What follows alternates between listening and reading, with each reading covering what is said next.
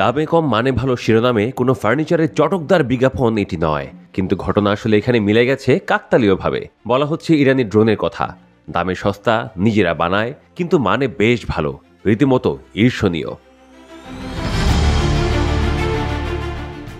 ইরানের ড্রোন একসময় ছিল কেবল ঘরোয়া প্রতিরক্ষা ব্যবস্থার অংশ। দেশটির সেই ড্রোন প্রযুক্তি বিশ্বে এখন আলাদা পরিচিতি পেয়েছে।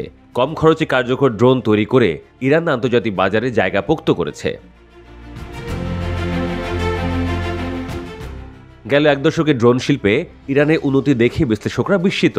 উন্নত প্রযুক্তি নয়, বরং সহজ, নির্ভরযোগ্য এবং সাশ্রয়ী প্ল্যাটফর্ম তৈরি করাই ইরানের সাফল্যের মূল রহস্য।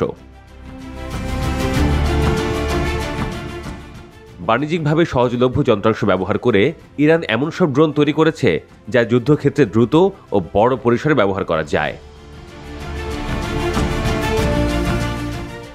ইরানের সবচেয়ে আলোচিত ড্রোন শাহেদ 136। এটি এক ধরনের লয়টারিং মিউনিশন। লক্ষ্যবস্তুতে নিখুঁত হামলার জন্য এই ড্রোন দুর্দান্ত। এই ড্রোনটির বিশেষ বৈশিষ্ট্য হল এটি বিস্ফোরক বহন করে সরাসরি লক্ষ্যবস্তুতে গিয়ে নিজেই বিস্ফোরিত হয়।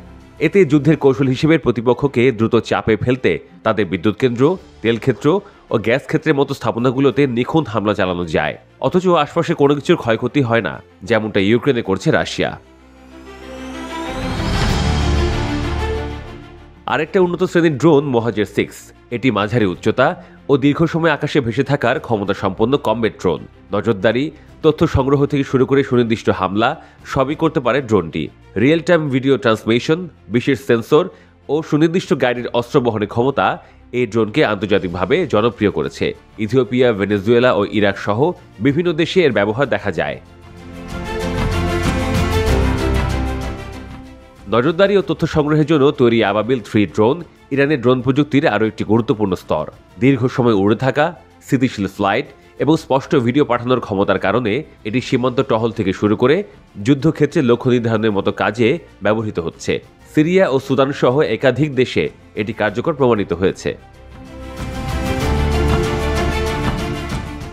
ইরানের ড্রোন এখন আফ্রিকা, দক্ষিণ আমেরিকা থেকে শুরু করে পূর্ব ইউরোপ বহু দেশে ব্যবহৃত হচ্ছে।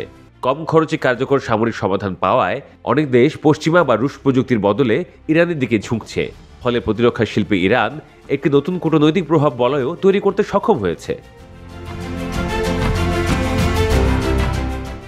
সাশ্রয়ী, নির্ভরযোগ্য এবং বাস্তবমুখী নকশা, এই তিনটি বৈশিষ্ট্য ইরানের ড্রোন শিল্পকে আজ বিশ্বে বিশেষ জায়গা করে দিয়েছে। ইরান প্রমাণ করেছে যে ব্যয় সাপেক্ষ প্রযুক্তি না দিয়েও কার্যকর সামরিক প্ল্যাটফর্ম তৈরি করা সম্ভব।